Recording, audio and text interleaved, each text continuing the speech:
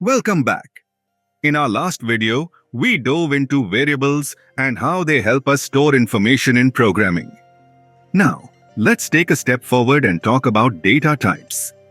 Why do we need to specify the data type when creating a variable? Think about it. If you ask someone to enter data, they could type anything. A number, a name, a symbol, anything. To avoid confusion, programming languages require us to define the type of data that can be stored. It clarifies expectations for both the programmer and the compiler. So what is a data type?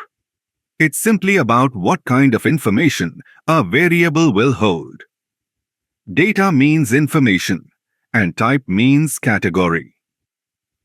Data types also determine how much memory is allocated to a variable. An integer might need 2 or 4 bytes, while a character may only need 1 byte. These concepts are universal across programming languages. Variables store specific types of data. Data types define what they hold, and they allocate the correct amount of memory. Let's look at some common data types.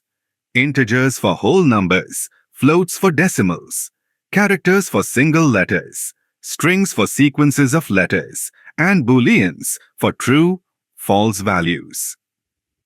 While the concept remains the same, some languages have slight differences in how they handle data types.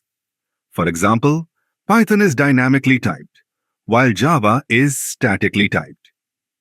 So now you know why we need data types, what they mean, and how they're used across programming languages.